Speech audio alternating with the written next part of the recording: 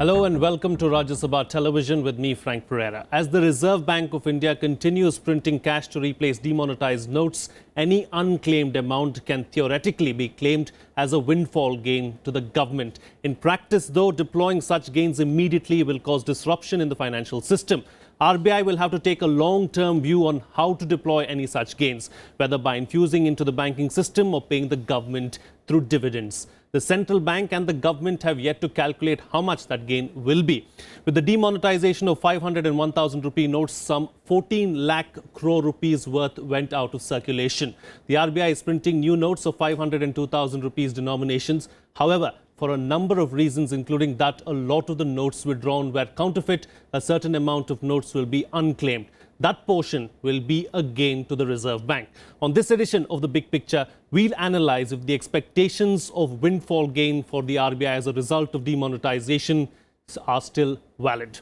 Joining me on the program today are Rajesh Mahapatra, Executive Editor, Hindustan Times; Sanjay Kumar, Senior Director or Senior Deloitte; Vipin Malik, former Director, RBI; and Ajay, former Secretary, Ministry of Commerce and Industry, is also an economist.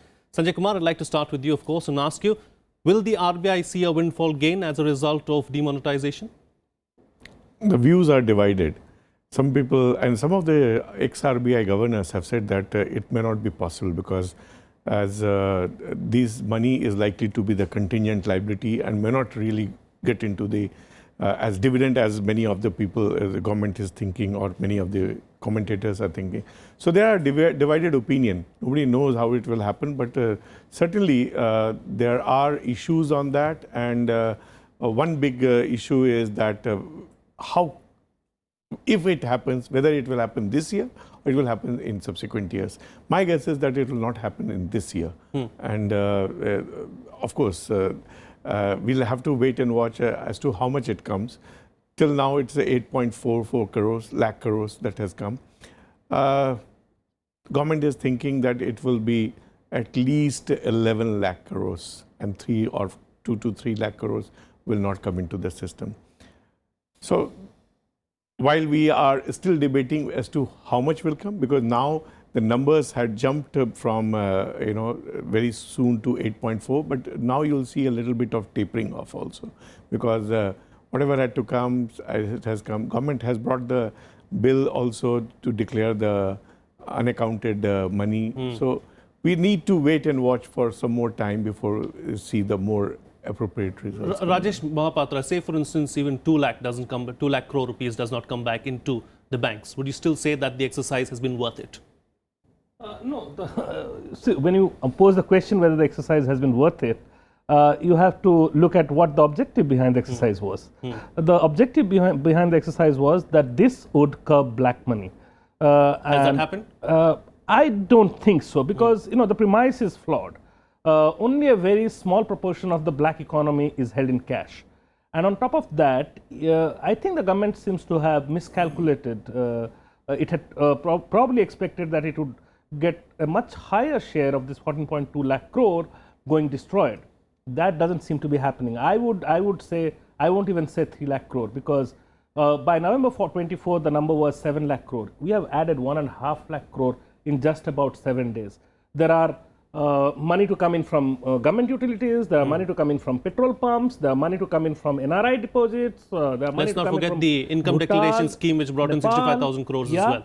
So there's a lot of cash that will be getting into the system over the next 4 weeks.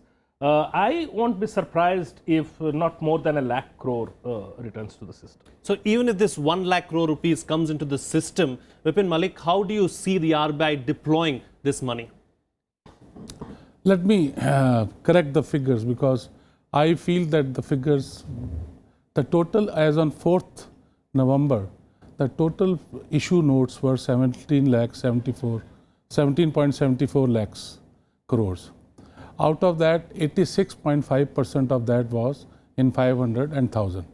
That comes to something like 15,34,000 crores.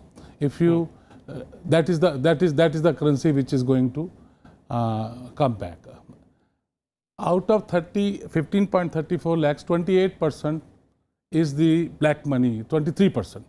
If you reduce the 23%, that comes to approximately that comes to 1179 and 844.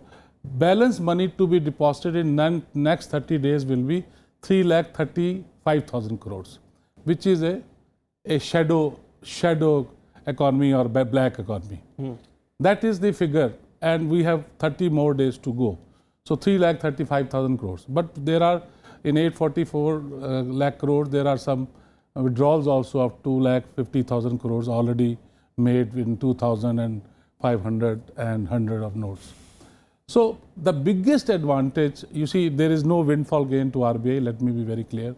There is no windfall gain to the government unless the Reserve Bank and the government sit together to decide on certain modalities. Because with the Reserve Bank, this is a liability which has to be paid in coming years. It is not. It cannot be cancelled by 30th of November, because after 30th November, the Reserve Bank counters will remain open. How much time? God knows. It may be 2 years. The only advantage of this will be that the shadow economy is going to merge with the real economy, and that is the country future. That is what major advantage will be, the shadow economy merger of the real economy, and that will be the kickstart of the country. Okay. Ajay, do the gains outweigh, some of the losses? Let's, I won't go into what a chartered accountant has rattled off a whole lot of figures, but if we were to look at the economy slowing down by even 1%, at a $2.1 trillion economy, 1% is 2 lakh crores.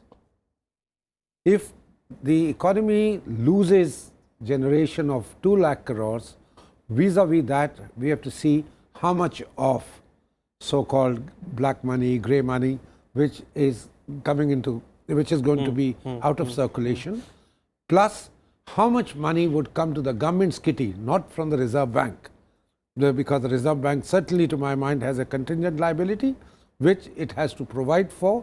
So what doesn't come back doesn't really go into the Reserve Bank's kitty or come to the government as a dividend from the profits of the Reserve Bank. I think the past experience, if we go by, 1946 demonetization occurred. Out of 70 crore, that's all at that point of time, the notes affected were about 70 crores. 10 crores didn't come back. In 1978, 0.5% or 0.2% of the notes, 5,000, 10,000 were affected, 25% didn't come back. But at that point of time, we must remember the economy was much smaller and the notes were 5,000 and 10,000. Right now, we have demonetized, the government and the RBI have demonetized 500 and 1,000 rupee notes, most of which are in circulation and not necessarily black money. So I wouldn't be surprised if the figure doesn't cross 15% of the total, which is something close to... So that is a more realistic figure. More close to about 2 lakh crores, as against 2 lakh crores black money. Some money will probably now get sucked in because of the new IDS scheme announced today, 50%, 85% or so. Yes, the amnesty scheme. Yes, the second amnesty scheme. Yes. But the loss to the economy by way of GDP loss, and I think most analysts are veering around to saying that 1% GDP loss looks pretty definite. We have to very carefully weigh whether is it worthwhile or not. Probably, even if it were, that what we have to be worried about is this is the stock of black money. How does the flow of it get checked in future? Yes. That will depend upon a whole lot of things. Otherwise, we might be back to where we were in not too distant a future. Rajesh, what is the purpose of this whole demonetization thing? I mean, it comes down to that, doesn't it? Was it plainly political then? I think there is more of politics in it than economics, and clearly there is actually bad economics in it. Okay, let me come back to what Mr. Dua said. It is very evident that you're going to see a good chunk of your GDP growth getting knocked off. But that's not the only concern. The bigger concern is, where is this growth going to miss? That is the most important. 40% is cash driven.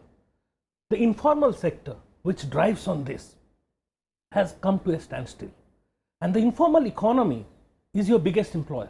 We have grown fantastically over the past few years. What is our pain point? Our pain point is much of this growth has been jobless growth. Yes.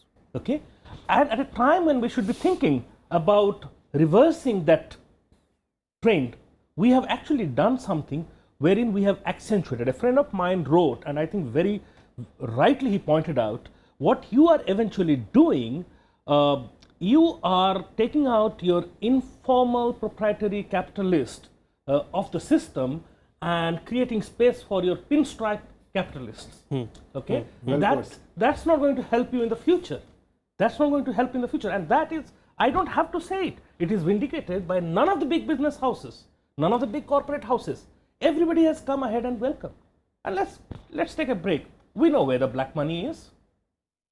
We know where the black money is. The small lala may, take away 1,000 rupees, 2,000 rupees, 10,000 rupees. And I really get lost when these numbers are thrown. Mr. Malik said 23% of this cash is black money.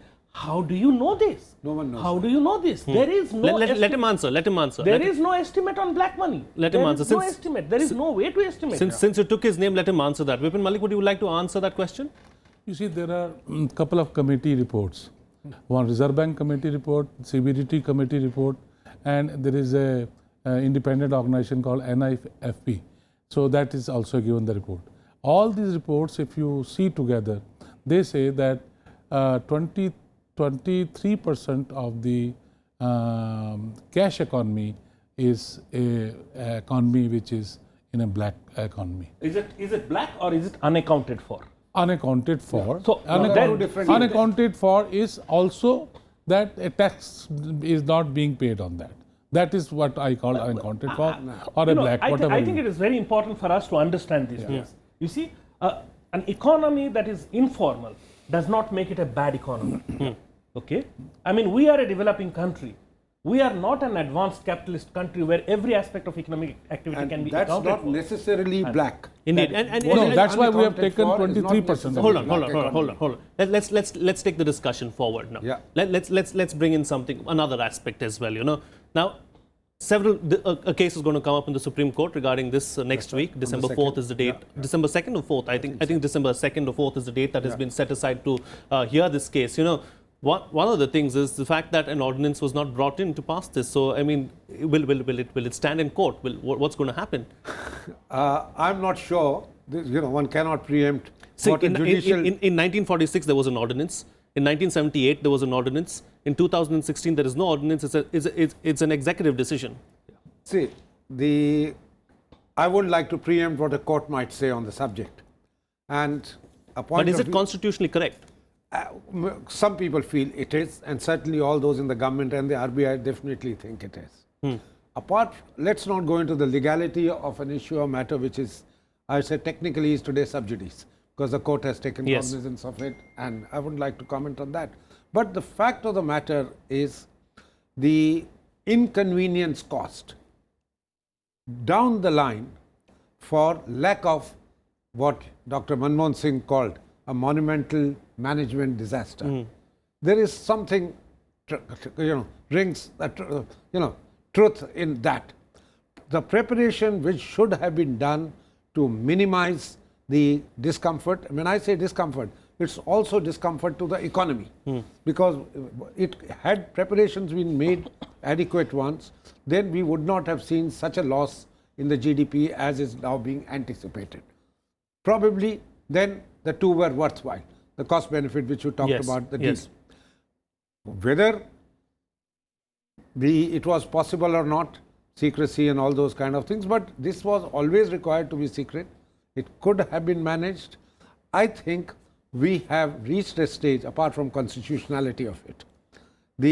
I think where we have suffered is the fact that we did not look at how it's going to impact the strata of society particularly away from urban areas. Indeed. Sanjay, the rural economy has shown us over the last 20 days or so that it has an immense ability to absorb or rather has an appetite to absorb some of this black money. You've seen in the form of Jan Dhan accounts being swollen up over the last 20 days.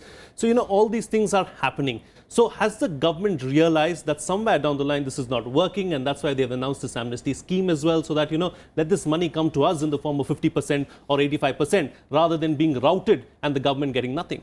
Yeah, I mean, agriculture economy, because agriculture income is not taxed, so many times, they are their income, the agriculture income is shown as to be rooted through the many of the people, and taken as that is introduced in the formal economy. So that is normally it happens because we don't tax agriculture income. Having said that, but the point here is also there was a lot of debate on the black economy versus shadow economy versus unaccounted economy. I mean, we can debate on this, and there are plethora of literature on that, whether it is called black economy, shadow economy, or unaccounted economy. The point here is that no taxes have been paid on this.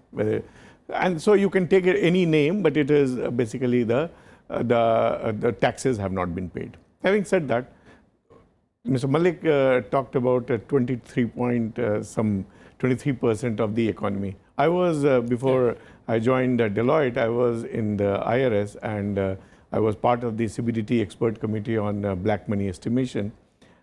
Numbers are different, of course. 23% is a little lower, and it's normally it's higher than that. And a couple of key sectors are real estate and jewelry, and that has been the major focus of the government. Now, so 23% of this 14 lakh crore or 15 lakh crore being black. That was the point. Yes. Yes. The 23% The size of the black of the 15 economy is much larger. much larger. You're like, yes. Okay, so I stand corrected to that extent. But so if you have, so basically this demonetization, it has done a kind of flushed out in some manner. I'm saying the stock of the black money. It has not tried to put any kind of lid on the flow, and that is why from 1946, then again 1954, the same currency was introduced. Then 1978, we are still at the same level. So the basic issue is, what do we do so as to, stop the flow of this black money? And for that, the government needs to do a lot more than what it is actually has been done. Yeah, the Prime Minister, to his defense, has said that this is just one of the few steps that he's going to take. Indeed. And just give me some time and we'll see what happens really. The Prime Minister's asked for time, so maybe there are some other steps that are going to come up along the way. Coming back so let's give him the benefit of the doubt for the time being at least. But, what I want to talk about is who stands to gain from all of this now. Mr. Malik, how does the RBI stand to gain from demonetization? Do you see any kind of gains for the RBI? First, let me correct one of the panelists said that you asked a question about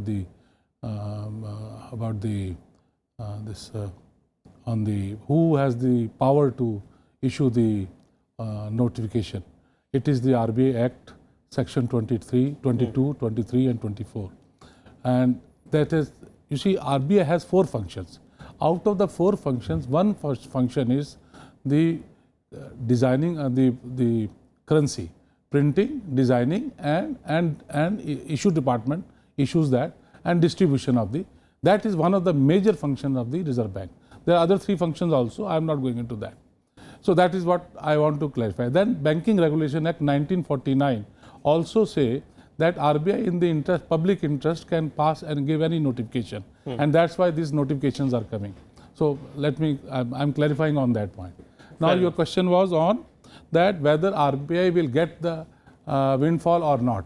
So the windfall will be the deposits which will come to the banking sector, which in my opinion, the calculation which is coming up is 7.5% of the GDP. If 7.5% of the GDP comes as a deposits to the banking circle, that itself will compensate whatever the GDP, the losses will be. So though time will take, it will take some time, but that gap will, I don't know whether they'll be cover it or not. I think Prime Minister should only now focus on how to fill that gap. Otherwise, this is one of the best steps the Prime Minister has taken. Okay, Mr. Dua doesn't agree with you at all. Yeah, it's I all can see him shaking his head here. Let's put it this way. The RBI, through last Saturday's notification of stepping up the cash reserve ratio to 100%, between whatever came into as deposits between September 16th and November 11th, has sucked away the liquidity from the system. Yes. That has required the commercial banks to put in 3.5 lakh crore rupees out of what they had saved, what had come to them, to be given to RBI free of cost. CRR does not earn them a penny.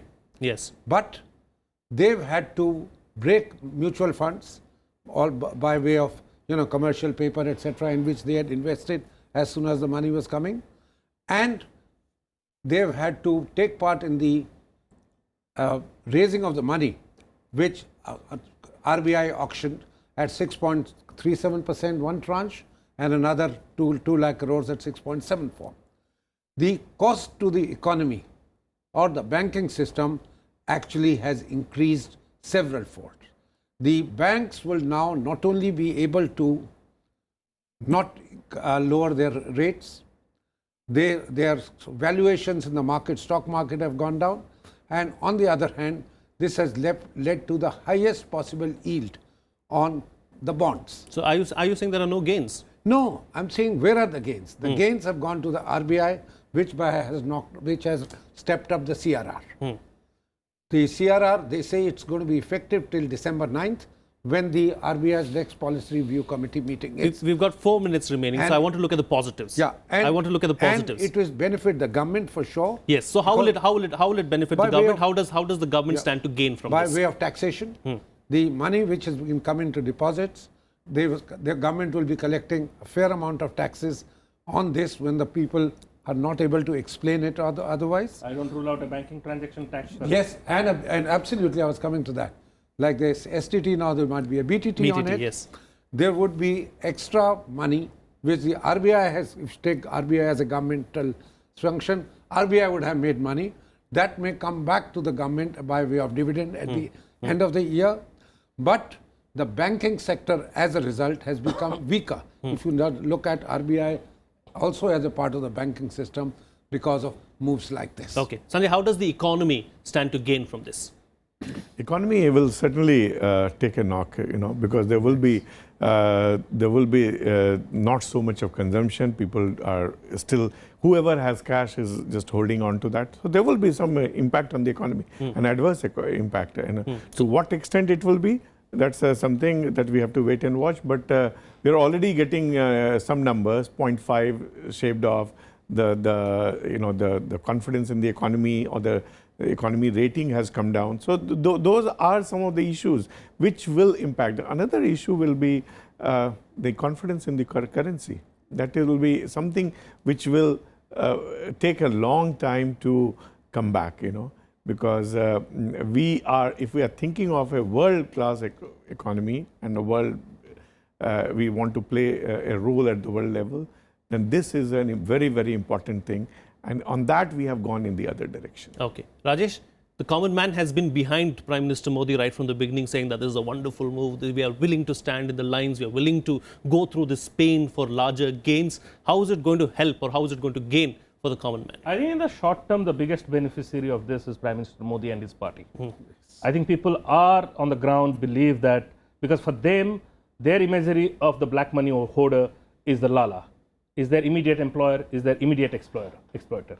And I think that is also the BJP's vote bank. But well, I think you need to understand. I mean, you need to look at BJP more closely. BJP no longer leans on these people, neither for their money nor for their votes. BJP today has the ambitions of becoming a national party. It's the country's largest OBC party. It's no longer a Baniya Brahmin. Yeah. I think the Baniya Brahmin description of BJP would be a flawed one. Okay, so Modi's BJP is very different from Advani's BJP. Let's have that clear. So I think Prime Minister Modi and his party are the greatest beneficiary of this in the short term. And short term in politics is really short term. Okay, so we do not know how things will unfold in the coming days, because what we hear that trainload migrants are returning from Punjab, Kerala, Surat to eastern UP, Bihar. What we do not know as to the rural economy, which has still not felt the shocks of this, how it will behave in the coming few months. But I think at this point in time, definitely its advantage, political advantage Modi. In the longer term and in the medium term, I don't think it does any great good to the economy. In the short to medium term, it definitely is going to hurt the economy. And Vipin, Malik, I'll let you have the last say on the program in 30 seconds. Please sum up the show for us. I'll say that the delegalized currency will come back to the banks, and ultimately they lend to the poorest of the poor, and it will be a national building. That is my feeling of next 2 years. Okay. On that note, we'll have to call it a wrap on this edition of The Big Picture. Rajesh, Mahapatra, Sanjay, Kumar, Vipin, Malik, Ajay, Dua, thank you so much, gentlemen, for being with me on this edition of The Big Picture and putting things into perspective for us. That's all the time we have. Thank you so much for watching.